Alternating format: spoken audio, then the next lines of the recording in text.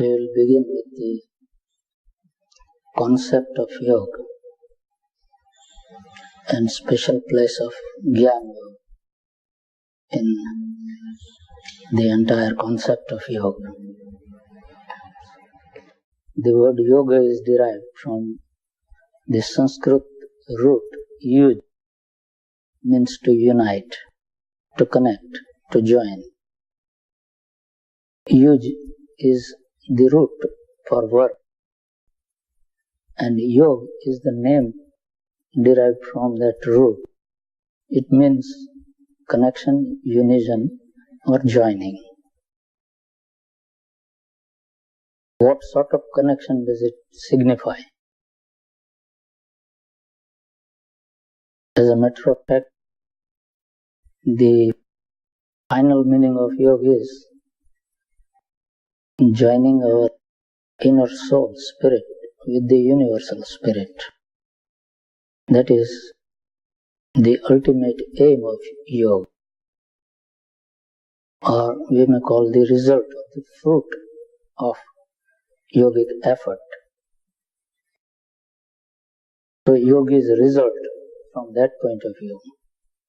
But then yoga is also a technique, and from technique point of view, you have to join first your consciousness, which is extroverted. At present we are conscious at the gross level, physical level. We know our physical body and physical self. But the yoga science says that we are not only gross body, we have two more bodies within us. Apart from gross body, there is Sukshma Sharir, that is subtle body, and Karan Sharir, that is causal body. And within the three bodies, the real spirit dwells. Now, if we want to join our individual spirit with the universal spirit, first we must try to know what is our individual spirit. We all say that we have a soul in our being, or spirit in our being. But have we seen that spirit? Do we know that soul that is residing within us? So first, unite your consciousness with your individual spirit which dwells within. So that is first part of yoga. Now, in order to unite our consciousness with the individual spirit that dwells within us, what should we do? First, unite your consciousness with the subtle body. We know the physical body, gross body, and we know we are conscious of the gross body. I am speaking with my gross body. You are listening with your gross body. We know the gross body very well. Even in our worldly life, if somebody asks for our identity, like one in your passport, you give your photograph of your physical body and you say, I am this person. So our not only consciousness, but even for extrovert working, we only know the gross self.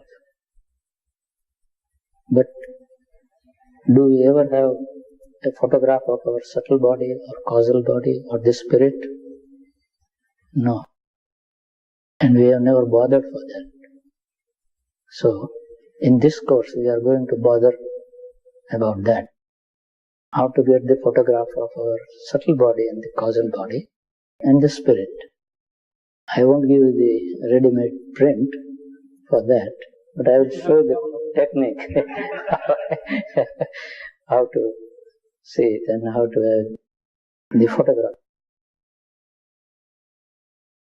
Well, there is a technique nowadays developed purely in photography. Deals with the photographing of the subtle things that is within us. You must have heard about that. That if you take a leaf and put under that camera, that leaf is seen all right, then there is some aura around it which you can see extra, which otherwise you can't see with your physical eyes. But through that camera, you can see it. Similarly, if you keep your fingers in the camera, then you can see aura around your fingers too. That aura is your subtle body. But subtle body is not just a coating above our physical body. It fits exactly into the physical body. So it is a separate body by itself. But being subtle, it can be adjusted into anything physical or gross. Now that concept also is hard to digest for us, but we can understand with some simple analogy in our external world. We know about the soil, and scientists would say that in the soil there is air as well as moisture, though we can't see with our gross eyes, but there is.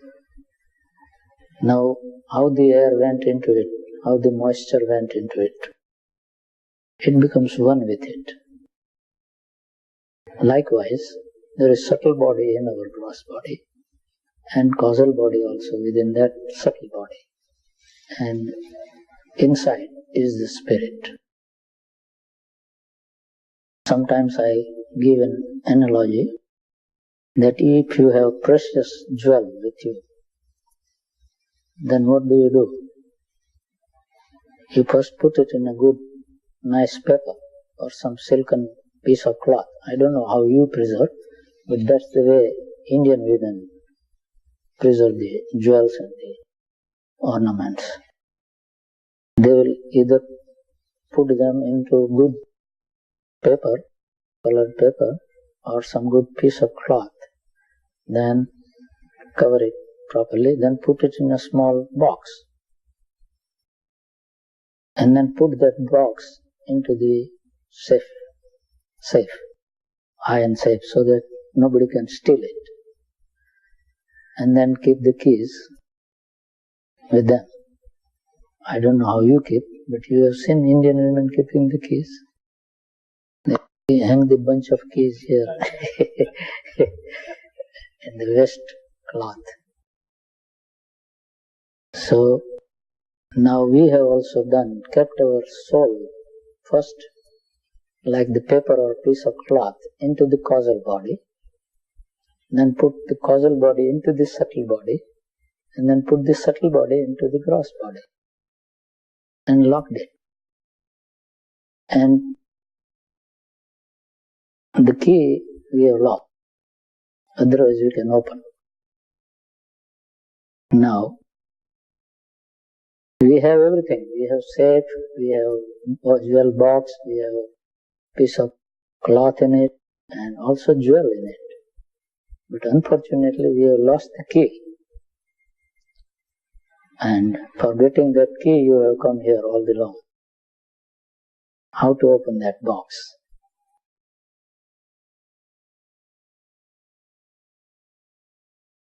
Now, suppose you have a jewel in the real safe, iron safe, and you have put it there and you have the key, and if I tell you, show me your jewel, what will you do? How will you show it?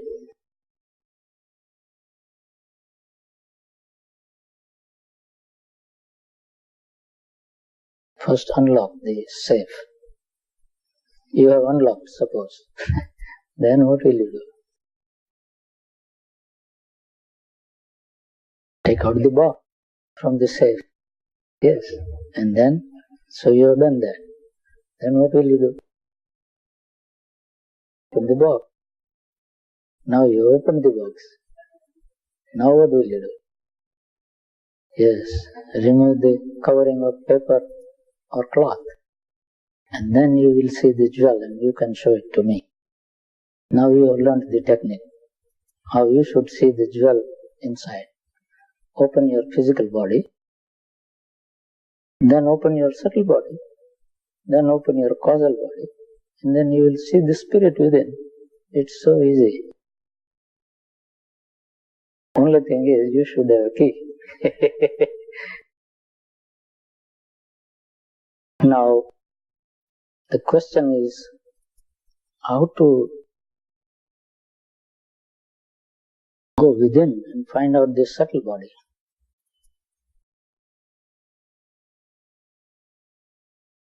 Now, our connection with subtle body, everyone has felt. Whether you have done yoga or not, you certainly know about your subtle body and connection with it. Maybe you are not aware of it. I'll tell you how you know. We all sleep at night, and everybody gets some or the other dream, if not always, sometimes. In dream, we talk to people, we laugh, we sometimes cry, we sometimes run, we sometimes jump, we sometimes sing, we sometimes eat. We do all these things in dreams, no? And when you are dreaming, you feel you are really doing that. Even if in dream somebody says, this is wrong, this is dream, you say, you don't know, this is right, this is real. Because in dream we don't know that it is dream. Then who sees all those things? And in dream your eyes are closed. Generally, if you close your eyes, there is darkness. If you want to see something outside, you have to open your eyes. But how do you see these things with closed eyes? Tell me. Our consciousness sinks into the subtle body during sleep. And when there is especially the dream. So in a dream state, we have experienced something about our subtle body. And that's not wrong. What you experience in dream, when you open your eyes and come to your extroverted consciousness and be conscious about your gross body, then you say, oh, that was all wrong, it was dream. No, that also was right. Now, in that state, this is dream. This waking state becomes dream as compared to that. And so we are only dreaming within dreams and dreaming again within dreams and again dreaming within dreams. So this is our dream. And that is the crux of the yogic philosophy and philosophy of India. It says in one small aphorism, Brahma Satya, Jagat Mithya. This is the epitome of Indian philosophy. Brahma Satya, Jagat Mithya. Brahma is the final reality. That is truth. Satya means truth. Brahma Satya. Jagat means this universe that we see outside. Mithya means illusion. That is form. Now you will say that Muniji, we are seeing you talking and you are seeing us sitting and listening. Is this all wrong? Yes. This is dream within dream and within dream. And we say we are lucky. This is not the real learning. You are only getting information from me. What is called jnana in Jnana Yoga is that knowledge which gives you liberation. And that knowledge comes with the knowledge of the spirit within. Of course, we are learning the technique to gain that knowledge. But just learning the technique is not knowledge.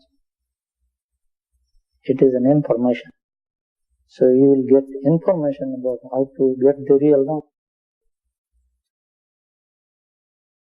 So when we talk about Jnana Yoga, the word Jnana means knowledge about the spirit within. So all the knowledge that we possess of the external world and the entire universe is no knowledge, and it is nothing but ignorance. More and more information about the external world adds to our ignorance rather than knowledge, because it takes us further away from the real knowledge. In order to go nearer the spirit, you have to go within yourself. Instead, we are seeking knowledge from outside and going further away from inside.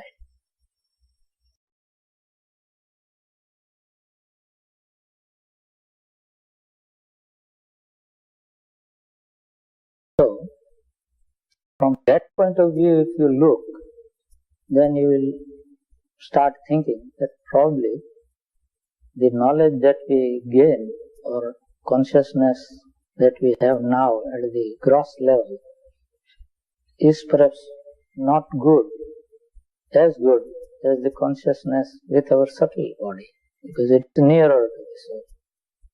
So is this vision of external universe better, or the dream state is better? Tell me. Which one is better? Our limitations grow when our consciousness is combined with the gross body. When it is with the subtle body, our limitations decrease or diminish, and our consciousness grows. As we still go deeper from subtle to the causal body, our consciousness further expands and our limitations further diminish. And then when we reach the spirit, our consciousness is fully expanded. It is pure, complete, 100% knowledge comes from soul. And ignorance doesn't exist anywhere then. Does not exist anywhere. So, the spirit that sits within us is all knowledge. It is knowledge. And why are we seeking knowledge now? Because there are 3 layers on our soul. And those 3 layers has caused limitations in our understanding, in our consciousness. And to overcome the limitations of this consciousness,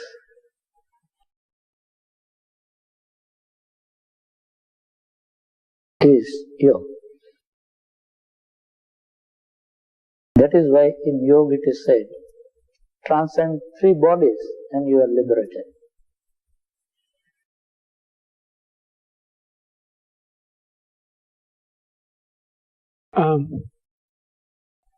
If you go into the subtle body during the sleep state, then you are unconscious. So that is perhaps what you're talking about is about consciously going into the subtle body. That is less limited than. But even unconscious, when you say, if we are unconscious, then we are unconscious. Like when we faint, then we don't know anything. If somebody hits me on head, I have no dream.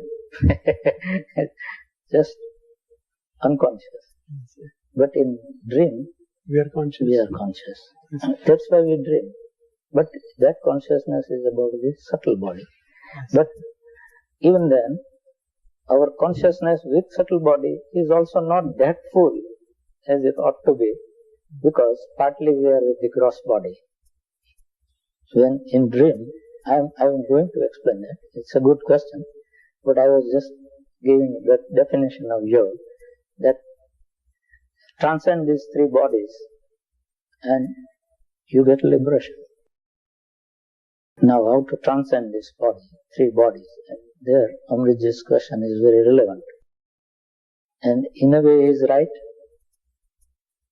to that in dream state, we feel we know very little.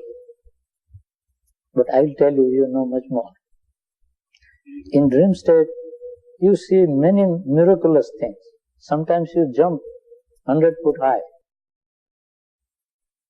And sometimes you fly in the air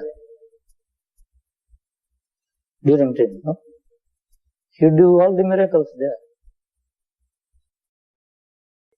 How does it happen? Tell me. Those are the characteristics of the subtle body. If you have the subtle body, you can fly up to heaven and come back. Let alone jumping only 100 feet. Then many types of people and many types of places and so many things which you haven't seen in this life you see. How does it come to your mind? Nothing comes to our mind without learning. When I say water, every one of you know what water is. You have a concept about water and you have a word connoting that concept. So you know. If I say pen, all of you immediately understand me because you have a concept about the word and also you have seen the pen and used it. Now as I told in the last course, Agdam Bagdam, what is it? Tell me. Agdam Bagdam. And don't worry, nobody knows, including Amritji and me. Because it is just useless word, it has no meaning. It is in no dictionary, in no language. So, if we use words which have no meaning, we can't understand. And if we use words which may have some meaning, but if we haven't seen the object, we can't conceive it, you see, properly. So, that is our knowledge now. Your knowledge is based on language only. Even in dream, you speak something, you hear something, but in the language you know. That's very important. If language is taken out of you, you don't know anything. You become worse than a child. Because child is nearer to the spirit and ignorant. You are much farther away from spirit and you will become ignorant minus language.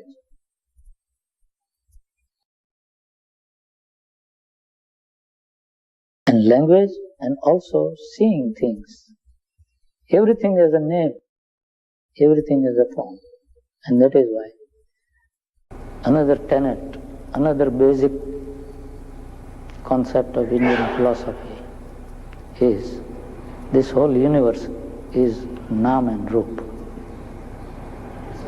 Nam and Roop. Nam means name and Roop means form.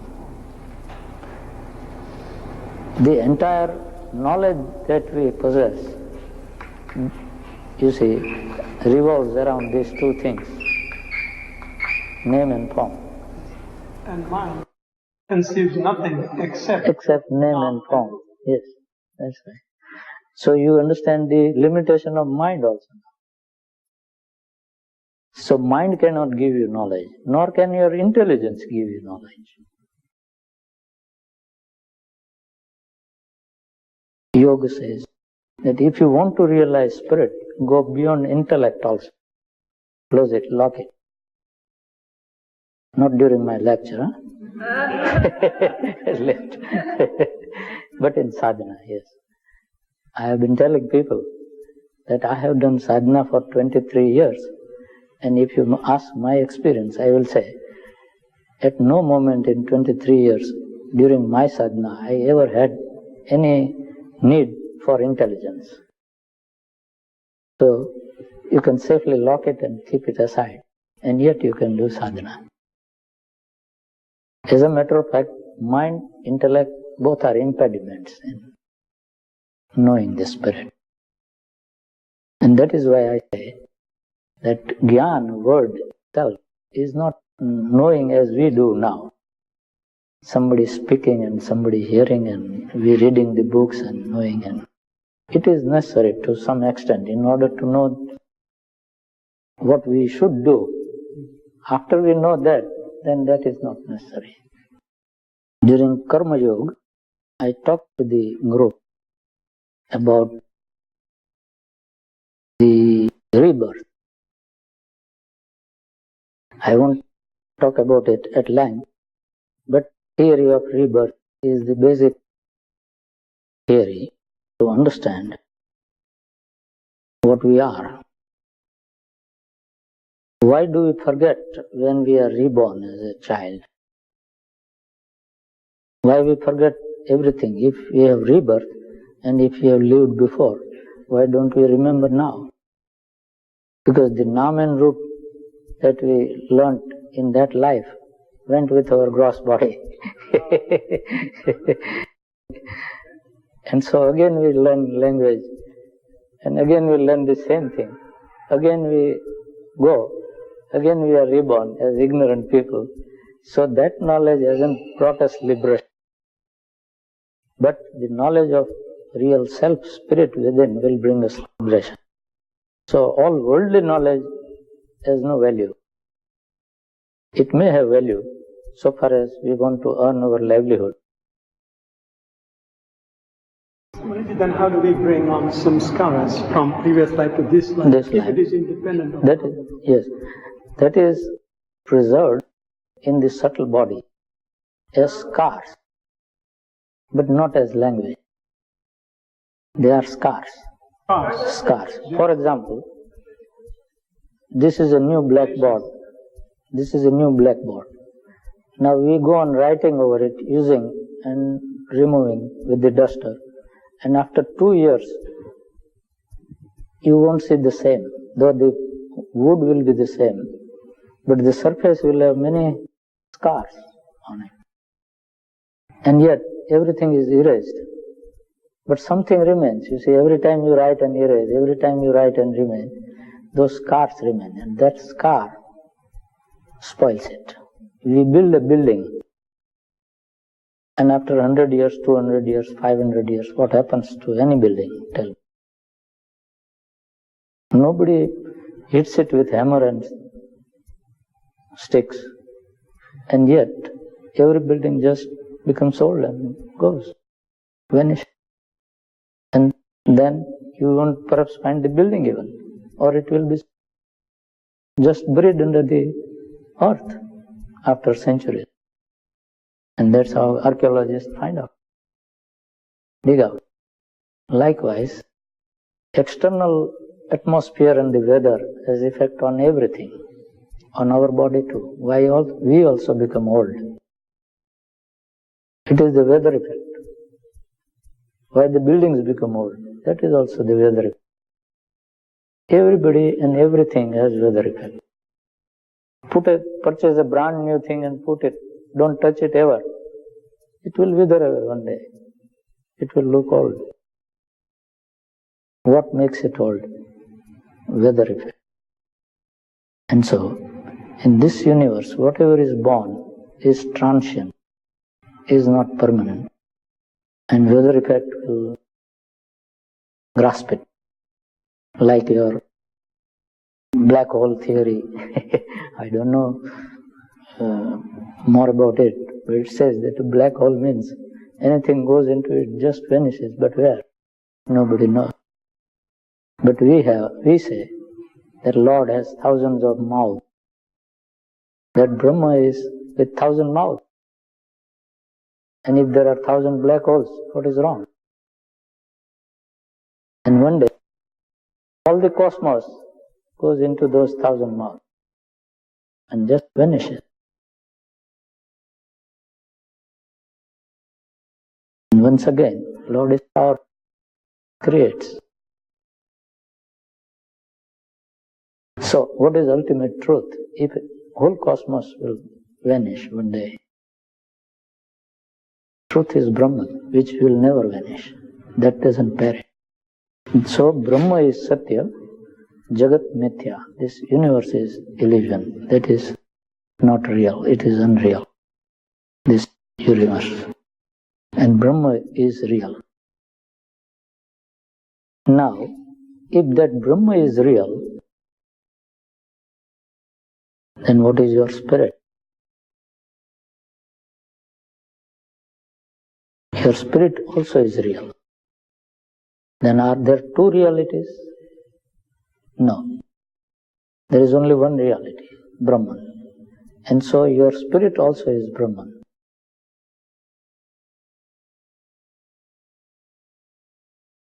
And in Indian philosophy, there are Mahavakyas, means great sentences. They are found in Upanishads. The one is Aham Brahmasmi. Aham means I. Brahma means Brahma. Asmi means am. I am Brahman. I am not gross body, I am not subtle body, I am not causal body, I am spirit. And that spirit that I am is Brahman. So I am Brahman. Aham Brahmasmi. Ayam Atma Brahma. That is another great sentence. Mahavakya. Ayam means this. Atma means spirit, individual spirit. Brahman means Brahman. Ayam Atma Brahman means this spirit of mine is Brahman. Meaning is the same. These are called Mahavakyas. So our individual spirit is not different from the universal spirit. It is a part of the universal spirit. But why we feel we are different is because of these casings around our spirit. And those casings doesn't allow us to see oneness with Brahman. And no sooner we have a case, then we feel I, and something else in front of me. So ego consciousness comes. Spirit consciousness is forgotten. And ego consciousness teaches you everything which is not knowledge, it is all ignorance. Because spirit is all knowledge, there cannot be any place for it, ignorance to stay. Where does ignorance stay? It stays in our ego consciousness. Now that's a limited consciousness. You might have heard some stories there, I don't know whether there it happens like that, but here some people dress up like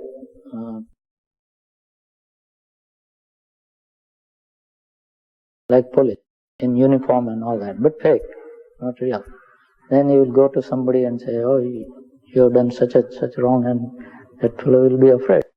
So I am caught by the police and something will happen to me. Maybe he may give him 5 rupees and say, escape. Such fake policemen are found. Now there is fake policemen in each one of us, sitting for all these years, and we haven't been able to know it. And we believe that he is a real police. And that is ego. He is a fake policeman. He just dons the clothes of policeman. He is not really police. He doesn't have any power over you. But you become slave to it, thinking that, oh, he is a policeman. And you forget this pure spirit. Spirit becomes poor compared to ego.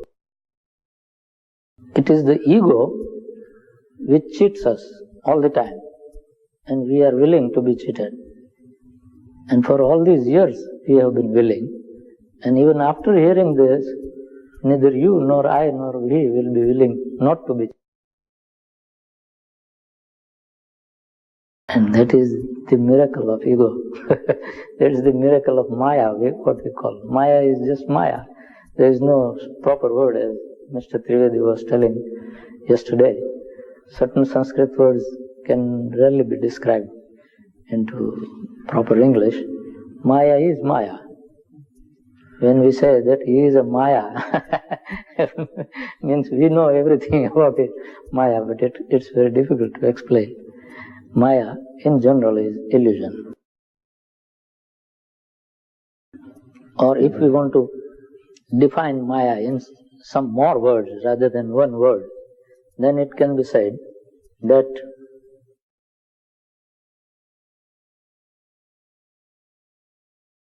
Maya is that thing in us which doesn't permit us to know the truth, but makes us know untruth. It always teaches us wrong things. What is not true, you will feel, oh, this is true, and that is Maya. And what is true, you will say, oh, this seems to be absolutely false, and that also is Maya.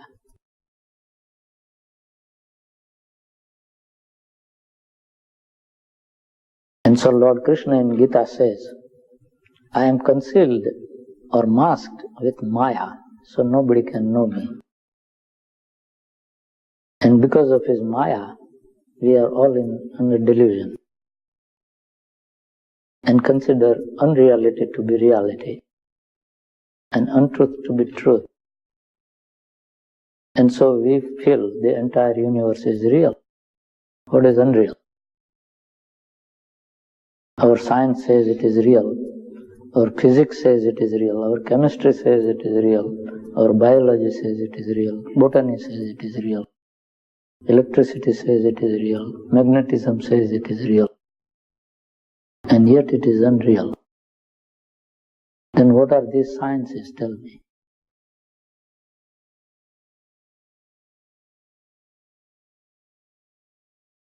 Those sciences relate to your gross body and gross understanding. Present day science cannot teach you anything which is subtle. It can tell you everything about gross and the minutest particle of what is gross, but they can't tell you anything about subtle. And that is the limitation of the physical sciences.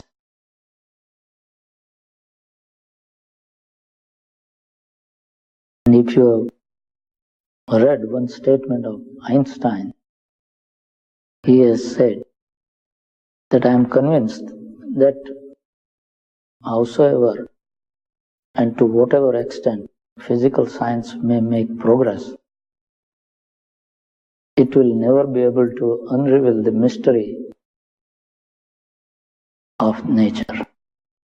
And what is that mystery of nature which Einstein says physical sciences will never be able to reveal? That is subtle. And Indian philosophy says that what you see in this gross universe is just nothing as compared to subtle. It is just one ansh. Ansha, you know, 1 degree. Take a circle, that is whole, isn't it? Circle is a whole. Circle means in 60 degrees. Now, take 1 degree out of it. So out of the whole, gross universe is only 1 degree, 1 upon 360th part of real universe.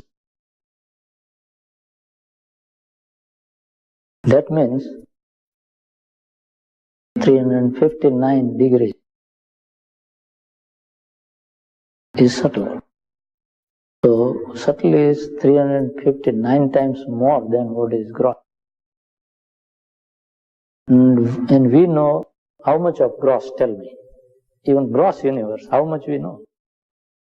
There are so many stars, so many solar systems, so many nebulae that we can't see with these eyes. With most powerful telescope we can't see all. And present day astronomers say that whatever is seen with the most powerful telescope today on Earth we at least believe that there must be 200 times more the stars and other systems existing. That is their conjecture, at least 200 times. Is there an end to the physical thing also? Tell me. Then what must be the subtle as compared to that? Now, when are we going to get the knowledge from outside research? Tell me.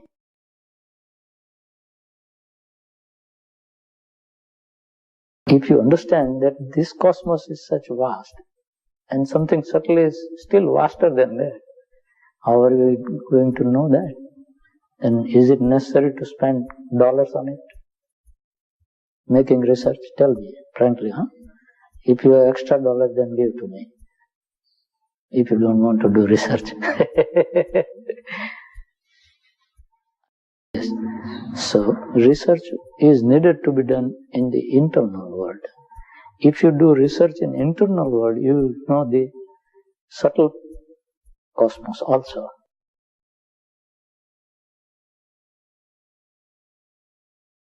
And that is worth doing. But we are doing what is not worth doing.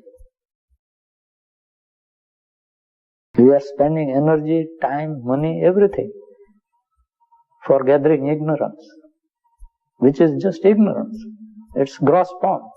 So as much you know about your gross body and know about your extrovert things in the gross cosmos, how does it help? It's all collection of ignorance,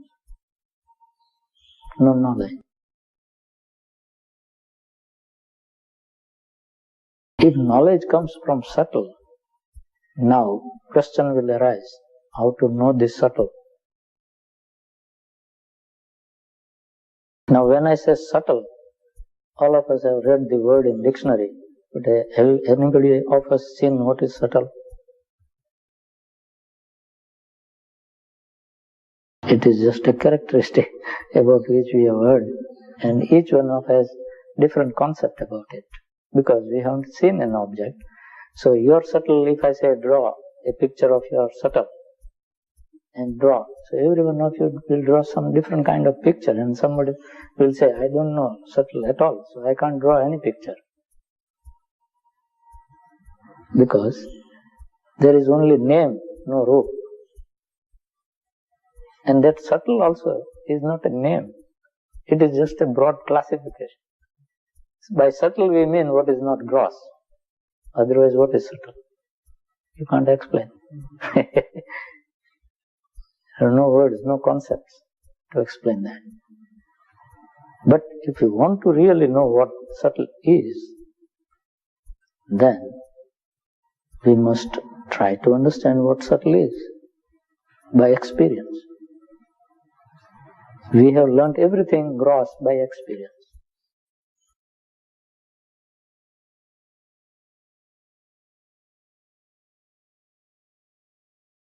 Who doesn't know that fire burns? And how do you know? Because each one of us has, at one time or the other in life, some experience of fire. We have touched and received burn. So one experience is enough. In lifetime we will not forget that lesson, that fire burns.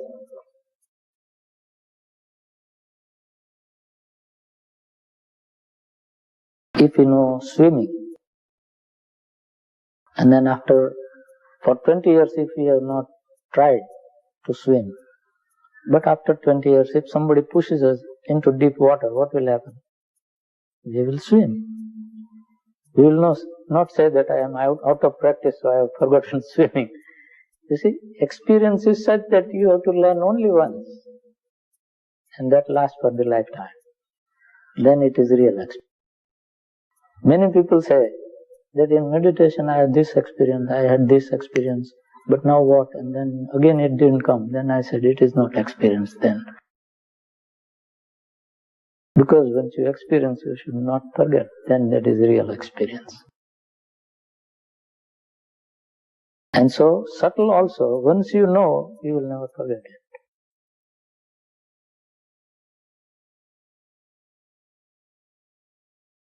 How to know that subtle? Now gross, as I said, gross universe, gross body that we have, knows about gross things outside. And how we know gross things? What is our way of knowing the outer things? Either we see with our eyes, or hear with our ears, or smell with our nose, taste with our tongue, or feel with our touch with our skin, and know.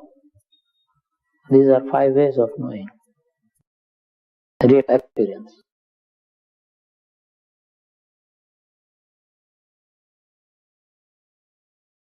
If we see something edible, and if we have never tasted, first thing we do is to and try to know what taste it is, bitter, sweet, sour, hot, like that. And once we know, then we know for the lifetime that this is this. Have you ever to know that sugar is sweet often? Once you know, you know. Likewise, once we know, it is for the lifetime. But how to know? These extroverted senses teach us what is in the gross universe. But if the same senses can become introverted, you can learn about subtle. Now, you have a trick. What should you do? Make your eyes just reverse. Go to a doctor and say,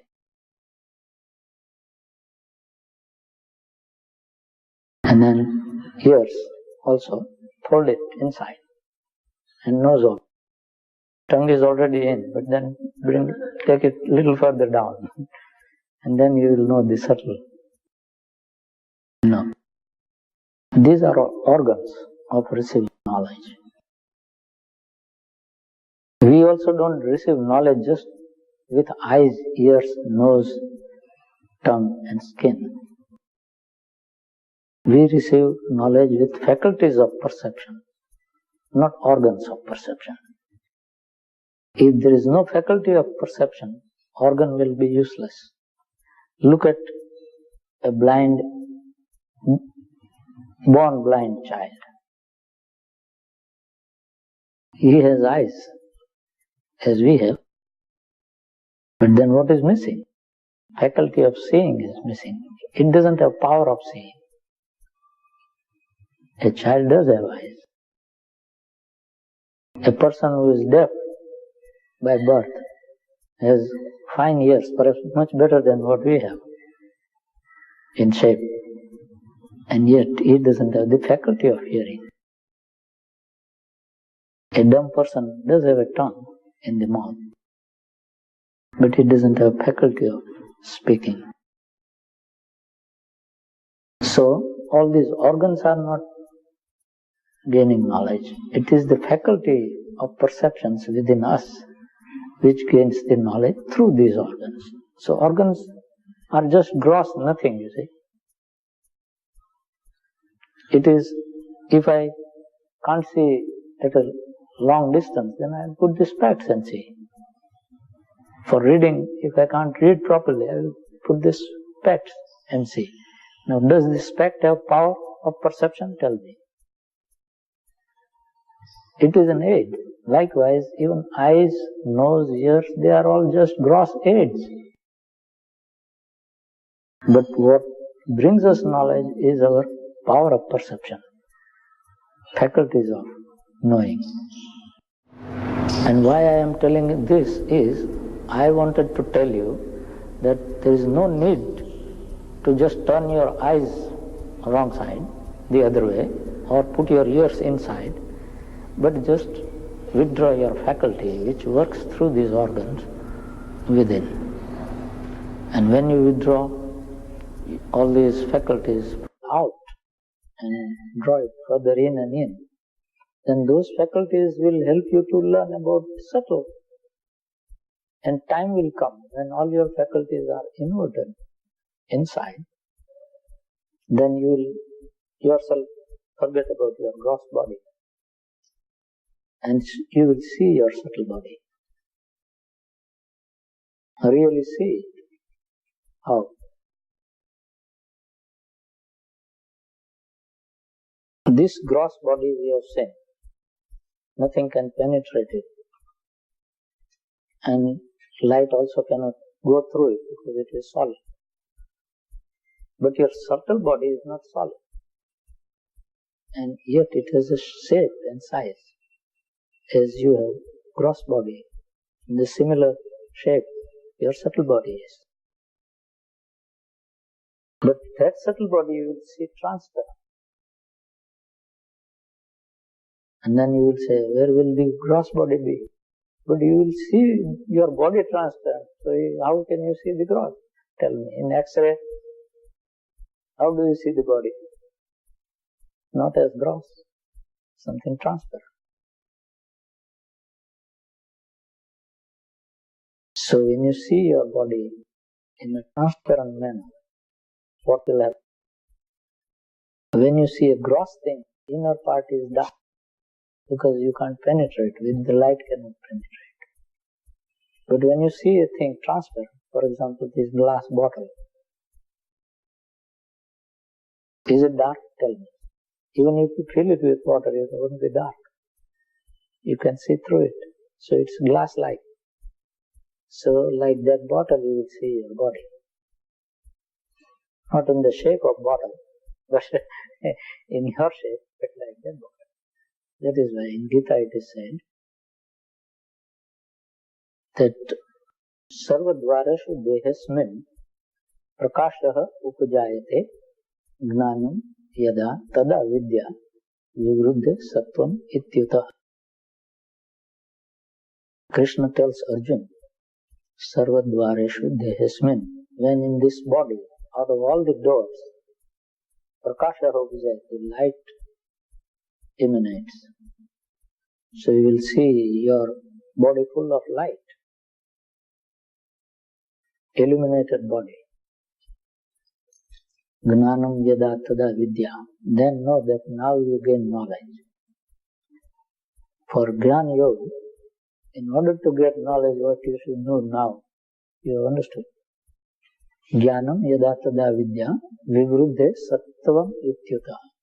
And know also that now your sattva guna has increased. Our nature possesses three gunas: sattva, rajas, tamas. Sattva is the quality of purity and knowledge and light.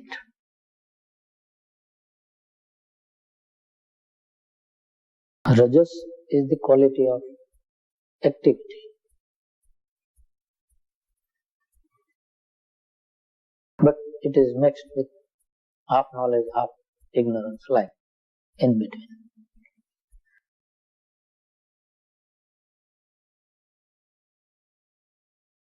And tamas is indolence, ignorance, inactivity, ignorance, darkness.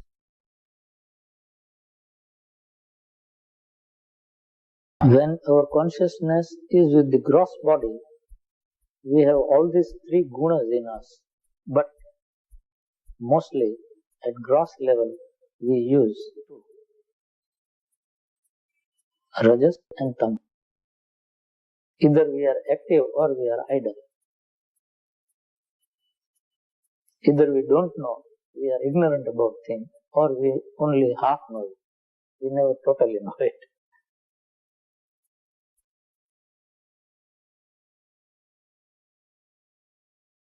And because of that, our vision is blurred and we can't see anything which is through anything which is gross. So we can't see subtle. In order to see subtle, we have to take recourse to sattva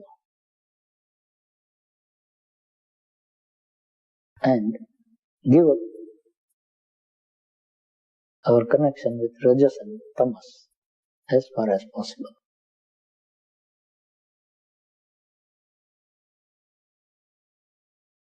Now, these three gunas again are weighed in balance on two sides. We have all seen balance for weighing things. On one side you put the weight, and on another side put the object to be weighed. And when both are equal, the balance remains just in the middle. The pointer remains in the middle. Now, in our natural balance, on one side there are rajas and tamas. On the other side there is sattva. So if the container on the one side which contains rajas and tamas becomes heavy, then it will go down, and another container will automatically go up in balance. So when you indulge more into rajas and tamas, your sattva guণ diminishes, so that container will go up. And if you use more of sattva, then that container will go down. Your rajas and tamas will decrease. And that is what we should do in order to know the truth, because sattva will give us the insight into the subtle things.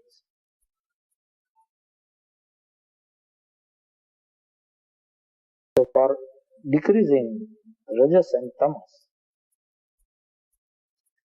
we have to decrease our extroverted activities, because it is these qualities which make us extroverted, and sattva quality makes us introvert.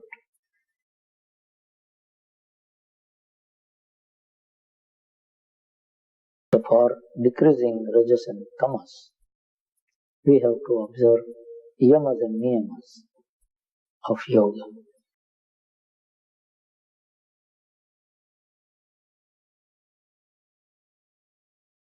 Some restraints, self-control, some self-disciplining is necessary.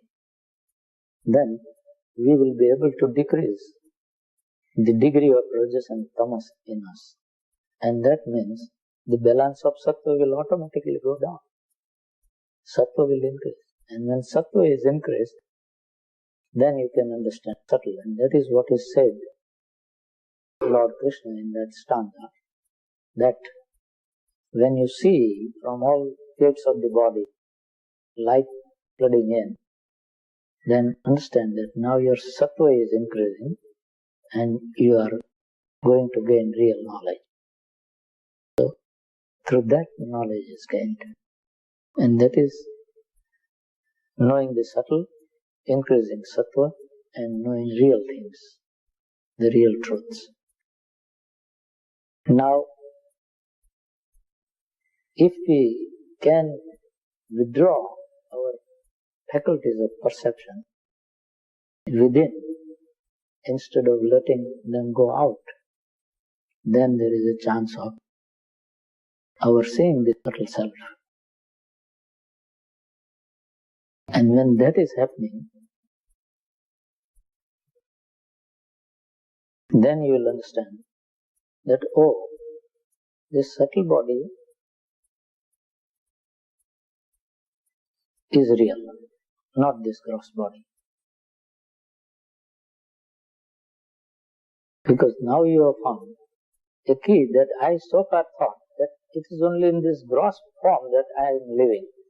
And if I leave this gross body, I will die. But now you have found another body in which you are living, so why should you worry about the gross? Tell me. Then you know that, oh, so far as I thought that this gross body is precious to me, but now the subtle is precious to me.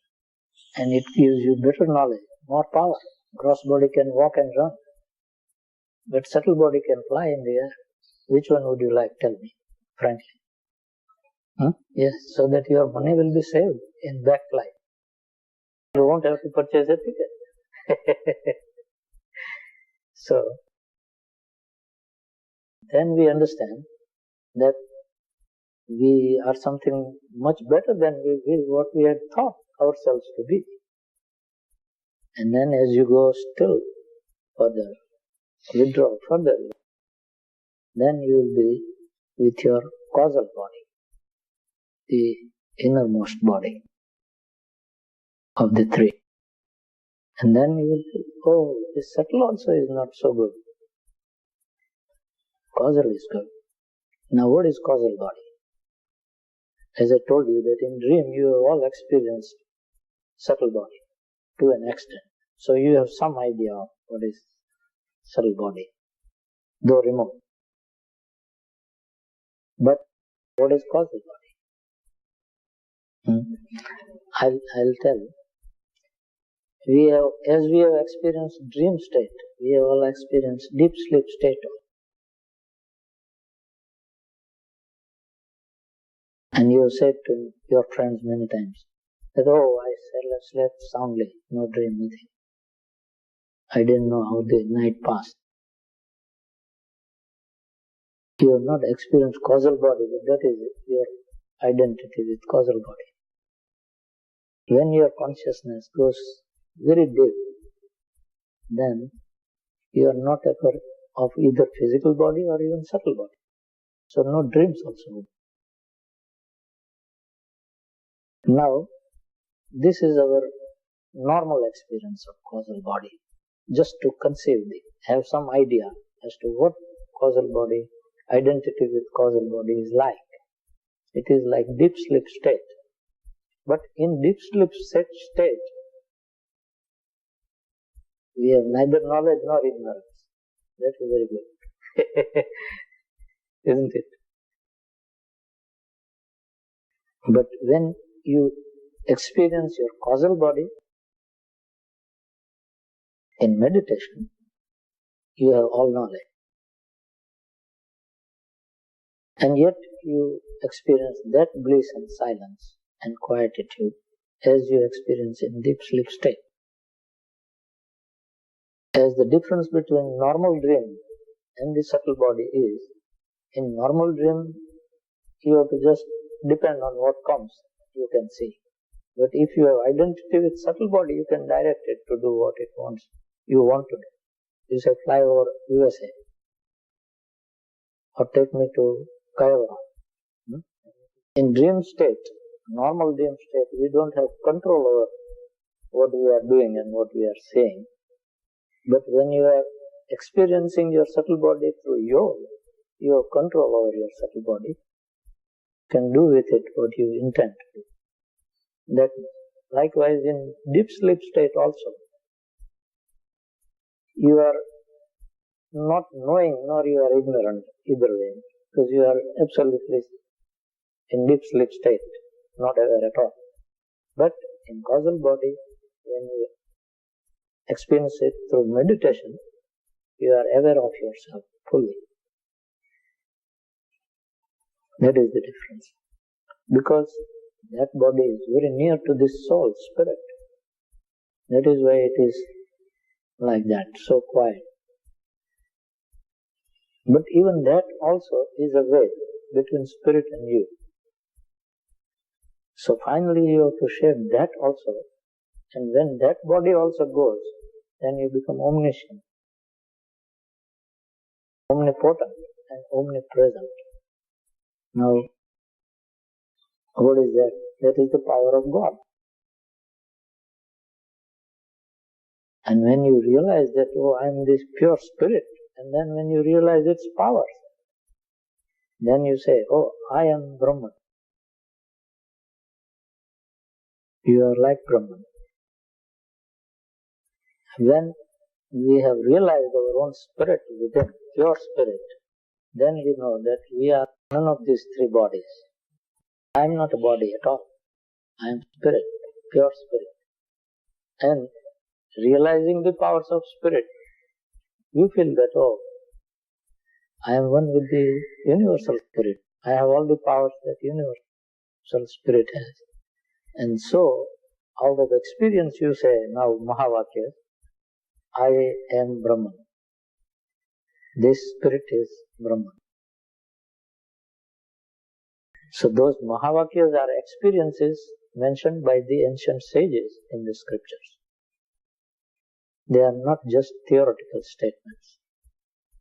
And when you experience that, then you are in yoga with the universal spirit, unison with the universal spirit. This is what yoga is in a nutshell. Now, if this is yoga, then another question will arise, because you have heard names of many types of yoga.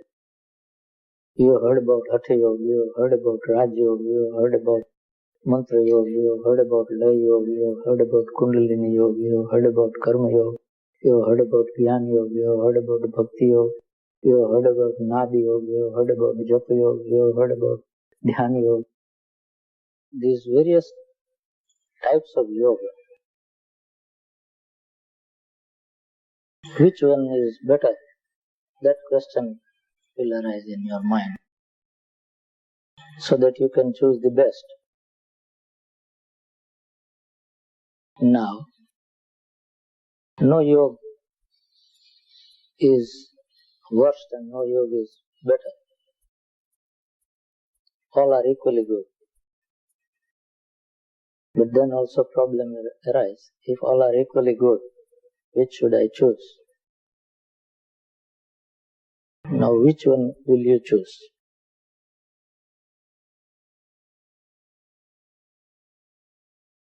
First you will try to know what is Jnana Yoga, what is Bhakti Yoga, what is Karma Yoga, what is Hatha Yoga. And after knowing something about everything, you will decide that, oh, for me this seems to be better, isn't it? That's the way how you will choose it. But for choosing, you will know something about it. Then you will come to that choice. If somebody wants to go to Delhi from here, how will he go? Everyone will choose the vehicle in which he would like to go. Some may go by plane, some may choose train, some may choose to go by car, some may choose to go on bicycle, and some might camel, some may like to go on foot. Now, everybody would like to choose the quickest vehicle. So far as plane is available, you will choose it. Then if car is available, if not plane, then if plane and car both are not available, you may choose train. Camel probably you will choose the last. Now, why is it so? Even if you want to go by plane, but if you don't have enough money, you will decide to go by train. And if you don't have even enough money to go by train, you will choose to go by some other means, which is cheaper. So, your choice is not only which is the fastest, your choice is what is the heat of your pocket. So, now, accordingly, the path that you choose for spiritual advancement also will not only depend on which is the quickest path, but which is suitable to you, and which path you can practice easily, keeping your disposition in view. That is best for you. Much depends upon our disposition, and we prefer the type that suits us the most. Now, in choosing that also, we may have to keep in mind our level of spiritual growth. If we have not grown much and we choose a path which demands higher background, then we will not succeed. We can try and waste time, but without result.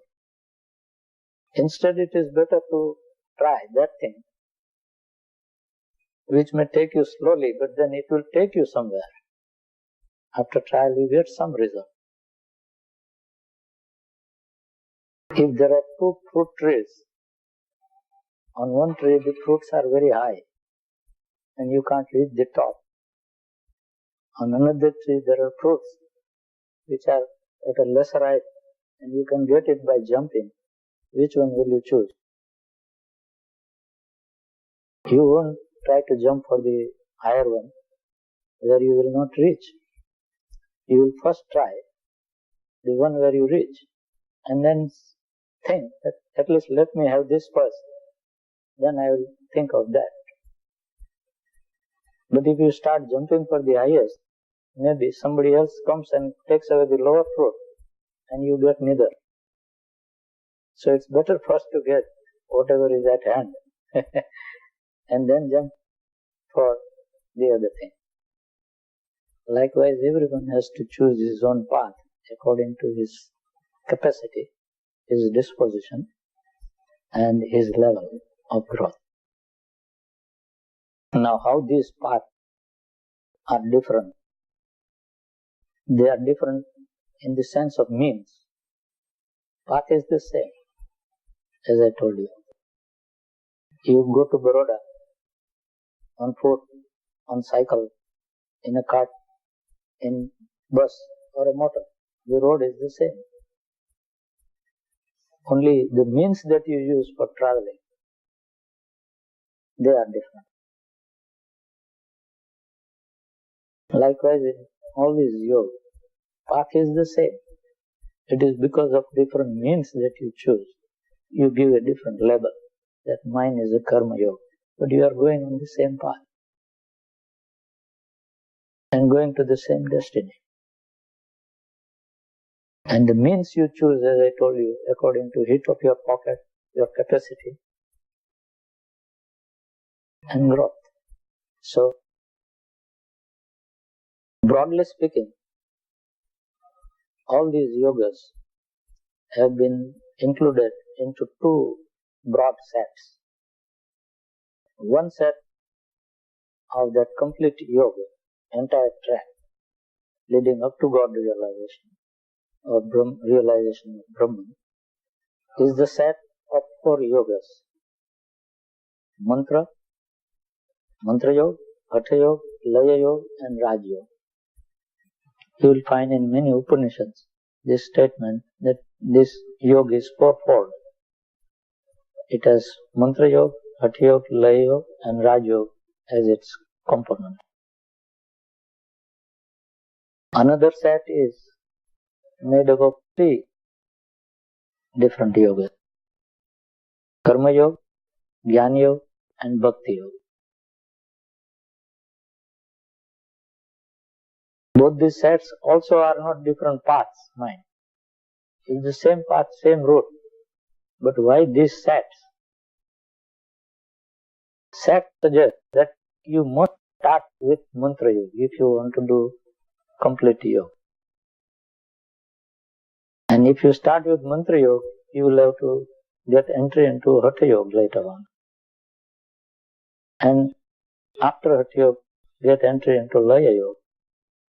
And after laya yoga, get entry into raj yoga. And then your yoga will be complete. Now those who start with mantra yoga, they label their yoga as mantra yoga. And yet they reach the final. Some people start with hatha yoga and reach the final. Some people start with karma yoga and reach the final. Some people start with jnana yoga and reach the final. Some people will start with bhakti yoga and reach the final. And yet they are not separate. You cannot do karma yoga only if it doesn't lead you to jnana yoga. Because the ultimate aim of karma yoga is to lead you to jnana yoga.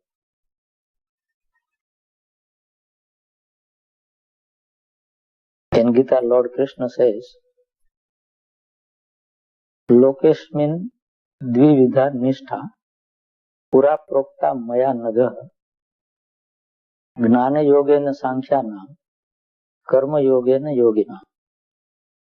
In this world, lokasmin, dvividha nishtha, twofold disciplines. I have said, pura prokta mayanaga, I have already said earlier. That is what Lord Krishna tells to Arjuna. And what are those two disciplines? Gnana yogena sankhyana. One discipline is Jnana Yoga, that is for Sankhyas, Sankhya follower. And another is Karma Yoga, Karma Yogena Yogina, those who want to follow the Yoga path. Now you will say that Krishna has said two paths, Jnana Yoga for Sankhya's and Karma Yoga for Yogis. And what is Sankhya and what is Yogi? So again Lord Krishna says that Sankhya and Yoga are the same. Only the ignorant people say they are different. That is what Krishna says.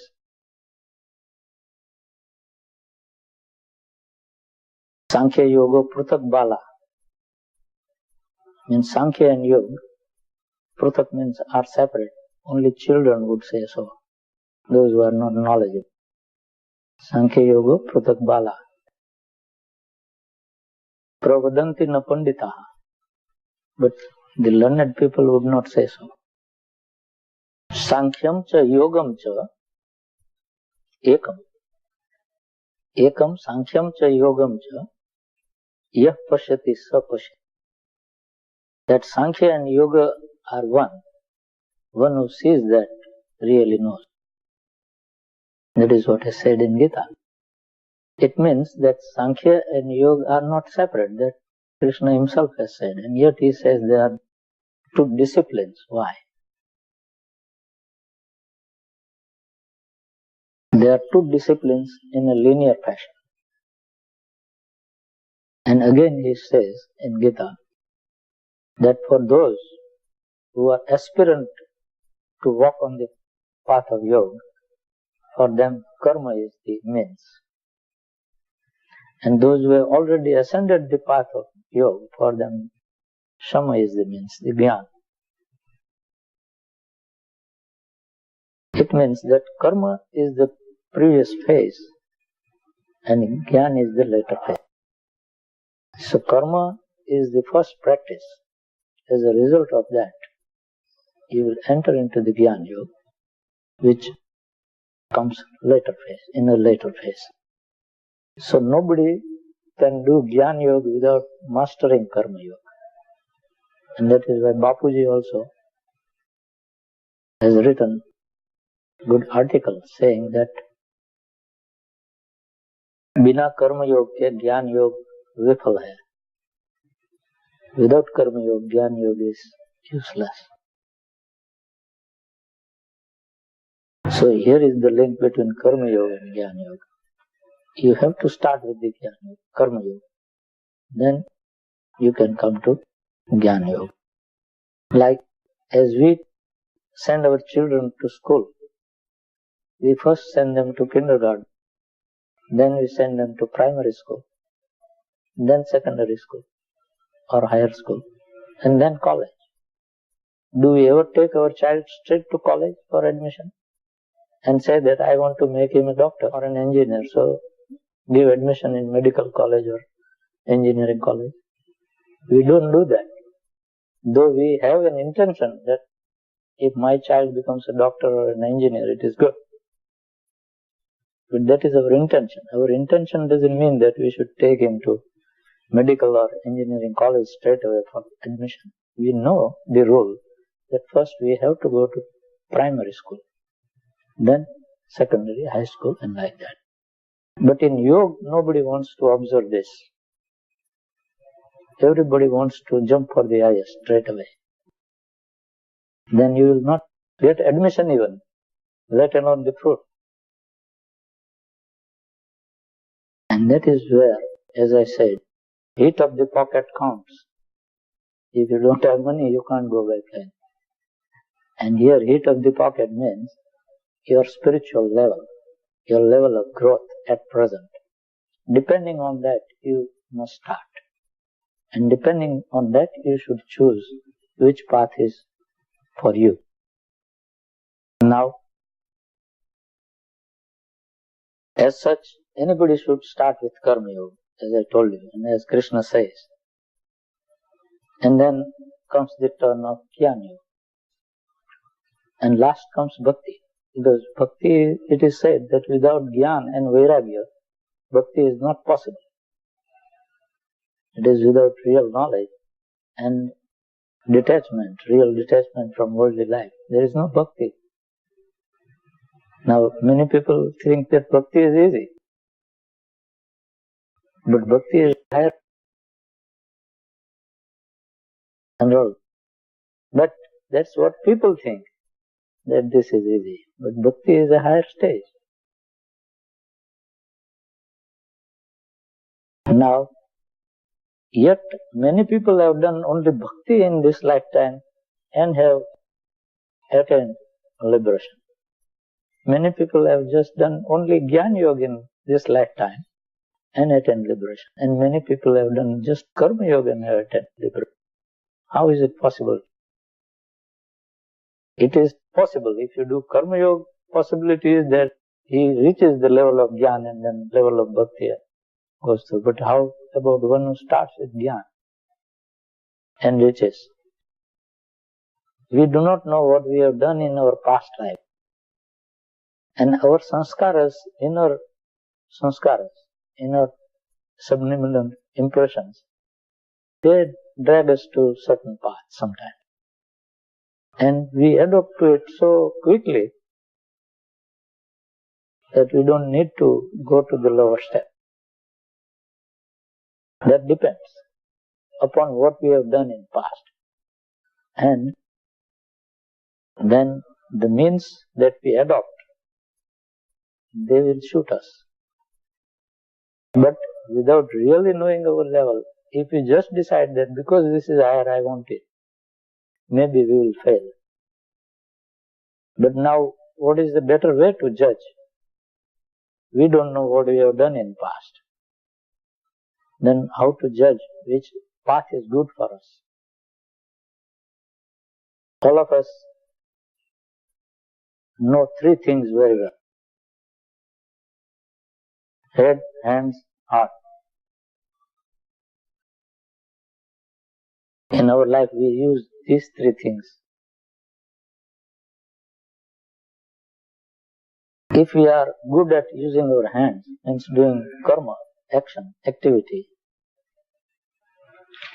then Karma Yoga is good for us. Because we are good at that. Our disposition fits it. If we are good at using head, then Jnana Yoga will fit.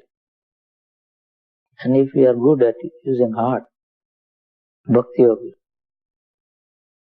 Now it doesn't mean that those who use heart, they are necessarily of higher spiritual growth. Understand me clearly. It is also not necessary that those who are good at using head have necessarily an upper edge over those who use hands well. These are our natural dispositions. It doesn't tell us that we are lower, higher or medium. But if we choose a work or path of devotion or practice which suits our nature more and better, we can do more justice to it and we can make faster progress on that.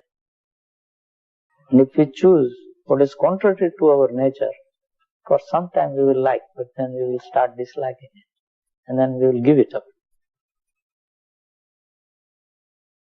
Because that doesn't suit us at all. We have wrongly chosen that. So, in deciding which path to choose, one must be very discriminative in making a decision. Make a decision, neutral thinking and fair thinking. let not your mind argue with you. Just be with your real self, not ego. Then probably you will find the right answer. And anybody can find the right answer. It's not very difficult. Only thing is that we should be frank enough, and we shouldn't have any bias that this path is higher, this path is superior, this is lower, and there is nothing like that. Even if medical college is higher, is primary school useless? Tell me. If you don't know ABCD or alphabet, if you don't learn, can you ever become a doctor or an engineer? At the level where you are learning, alphabet is most important. And when you learn that at the level of medical college, that is important. But both have equal importance. What you have learnt at a lower division or lower standard curriculum is also important. That has built you up to become a doctor. No knowledge is useless. So in sadhana also, each level is useful at that level. And you must have that experience. You must pass through that. Otherwise you will never reach the final station. Even if we never start from the bus stand, from Kayavarohan at all, how can we reach Baroda? We will have to start somewhere. And then villages will come, Manpura will come, and then Por will come, and other village will come. And though we are not going to hold there, those villages are not important for us. Our aim is to go to Baroda. But in between, all these things will come. So in themselves they are not useful to us. But the moment they pass, we pass by that, we know that we are progressing. So in order to know that you are progressing also, you must know that in between all these things should come. So whether you choose bhakti, jnana or karma, you will have to pass via all the stations, right from first to the last station. But when you choose a particular path, then you have chosen for you a special kind of technique or means which you would like to master. Karma yoga are different. Jnana yoga techniques are different. Yoga techniques are different. But the results obtained through all these techniques are the same. Whether you go by foot to Baroda, Manpura will come, Por will come, all villages will come. If you go by cycle also, same villages will come. Only probably you go a little faster. And if you go by bus, also the same stations will come. If you go by car, same stations will go. Likewise, what means you choose, you have to decide according to your disposition. But once you choose the means, the path is the same.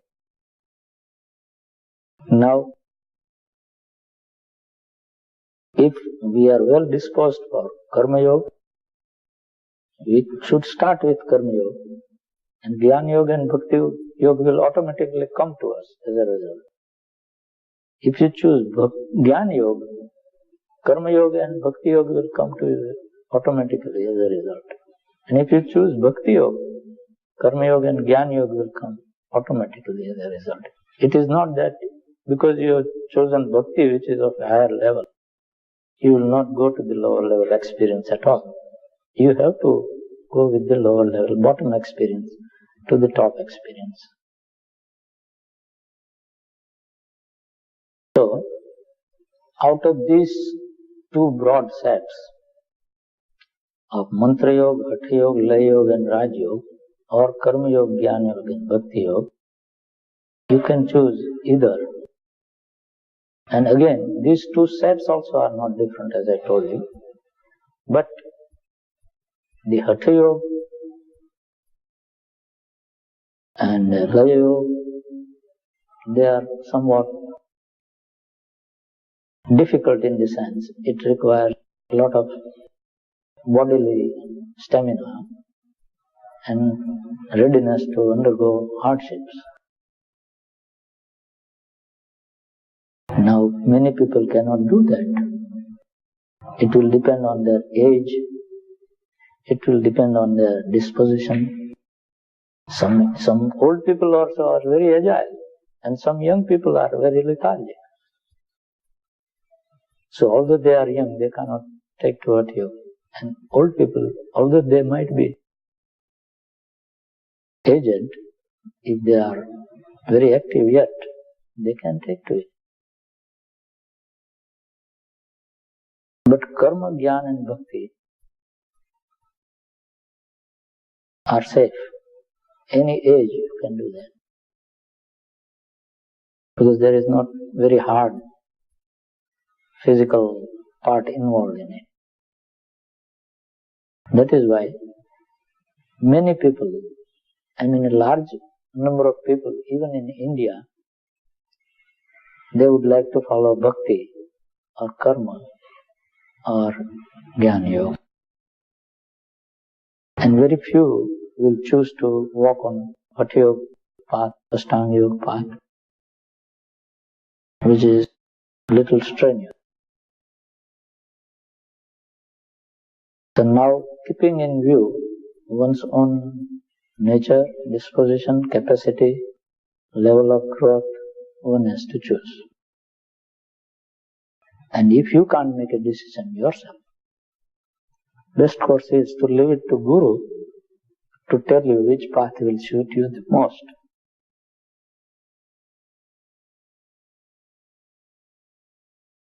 But Guru also will not tell you the next day.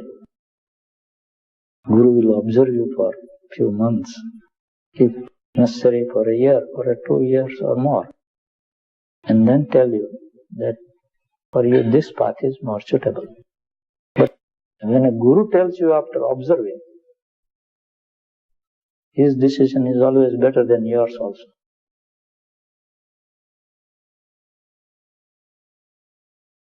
And that is why most